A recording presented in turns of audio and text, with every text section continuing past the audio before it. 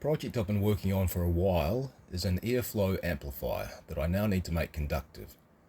So this is the successes and failures I encountered while making my own conductive paint.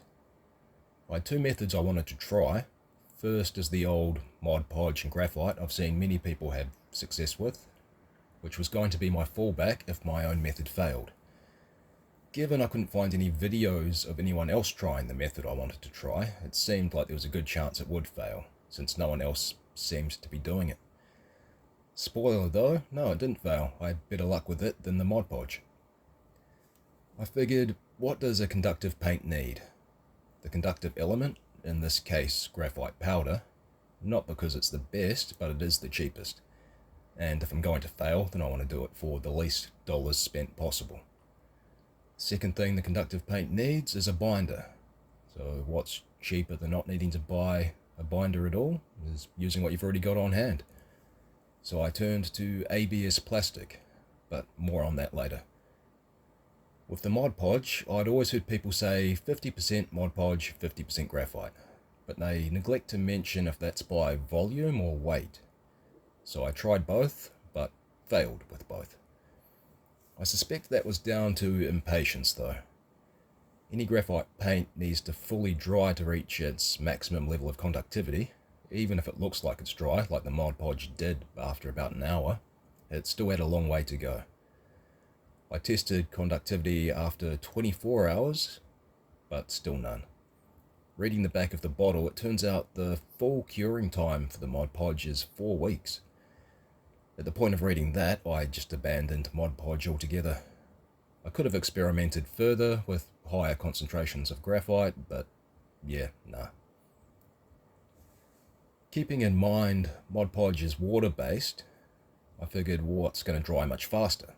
A solvent. What solvent is going to turn ABS plastic into a goopy binding agent for me? Well, that's acetone. So I set out to test a few different ratios of graphite and ABS by weight.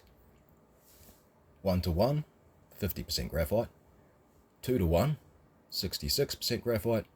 And 3:1, 75% graphite. Started off with 2 coats of each concentration. First coat was given about an hour to dry before the second coat, and then 12 hours to dry overnight before testing for conductivity.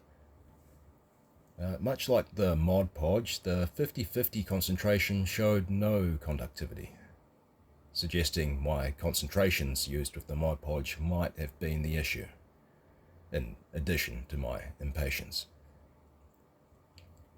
The 2/3 graphite showed decent conductivity of about an average of 160 ohms, taking measurements from multiple places.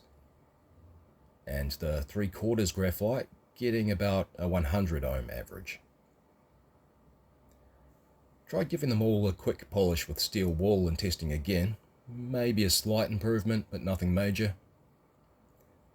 Gave them all a third coat and let them dry again for about 2 hours before giving them another test.